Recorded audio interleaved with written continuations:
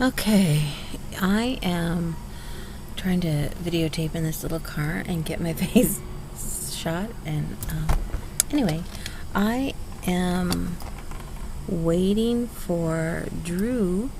He is at his first, where's my cell phone? First doctor appointment with this gal named Katie, that is one of my doctor's students that he thought would be very helpful for Drew. It is at 10:09 on, oh my heavens, I wish it would just show me the date, right? The 18th. The 18th at 10:09. And, I can't get this camera right. Okay, we'll try this. And so I am trying to,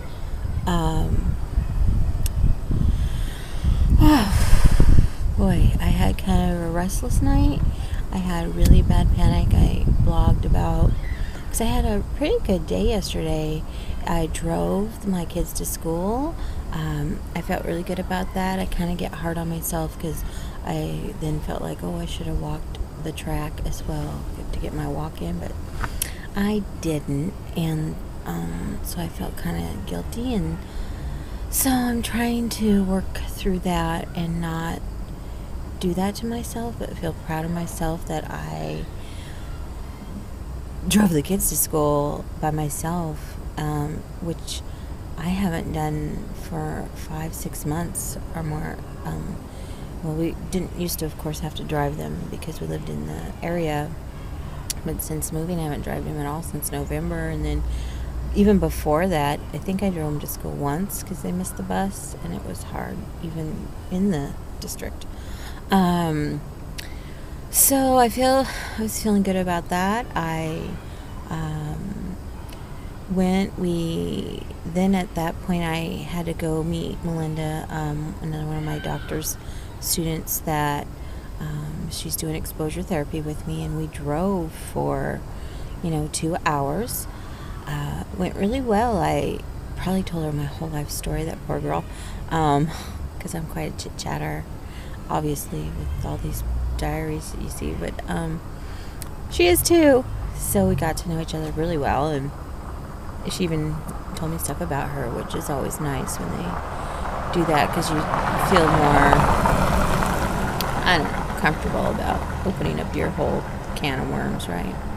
She doesn't know quite everything, but quite a bit, actually. Probably even more than Dr. R knows at this point. But it went really well, needless to say. And we went and had something to eat, and I wanted a hamburger so bad. And I haven't had hamburger for a long time because it's fattening, but because it makes me sick. But I was like, I was craving it so bad, so I did this to myself. I ate only half of it, and maybe not even 10 fries.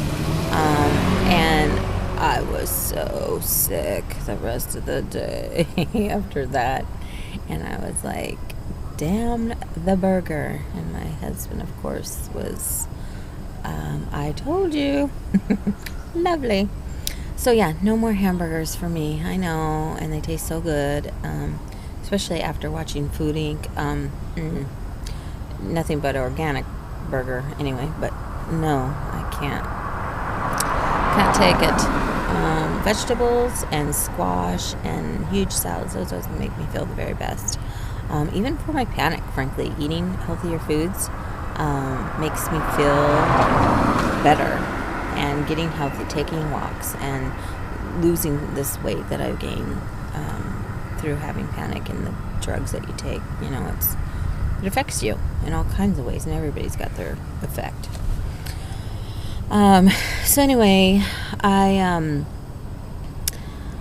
at 10 o'clock, finally, because my son came over, but anyway, at 10 o'clock I finally got settled down in bed, and I was going to work on finishing my gloves up for this beautiful scarf that I made, and watch American Idol, of course, and that was DVR'd, and all of my kids came in, because they all had while I was visiting with my son and his friend, Drew did a whole tie-dyeing project with the kids, because we had went to Joann's, and they were so excited, oh my goodness, and my husband tie-dyed socks. He is not wearing those socks with sandals this summer. I will freak out, and I'm sure I'll tell you about it. But anyway, that's another story. But the kids had a blast. It's hippie day at school, so they're all tie-dyed, and they looked, oh my goodness, they turned out so nice. I mean, bought a kit for $19.99, and the t-shirts were only $5 at the Joann. So hey, it's, for the most part, having 3 kids, it's cheap fun, and it'll last to make more shirts. So that was kind of cool, or more socks. But anyway, I'll get back to my 10 o'clock panic. Oh man, it just was creeping up on me like a freaking ghost, if I believed in ghosts. Like just that beast creeping up behind you and gonna smother you with its body, Oh, and I had been kind of fighting it at first, like, no way is this gonna happen. Getting ready for bed, brushing my teeth for 2 minutes.